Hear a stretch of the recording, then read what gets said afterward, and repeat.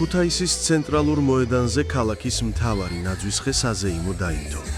ცენტრალურ მოედანზე გაიმართა კონცერტი და მოეწყო საშობაო ბაზრობა, სადაც ადგილობრივი მეწარმეების ხელნაკეთი ნივთების გამოფენა გაყიდვა მიმდინარეობდა.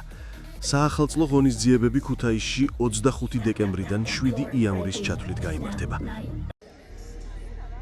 პირდებით, რომ 2025 წელი გავაცილეთ მშვიდობიანად და 2026 წელი უფრო მეტი მშვიდობის, სიკეთის, ხვავის, დოვლათის ბარაქის ფონტანი წელი იქნება თითოეული თქვენთაგანზე.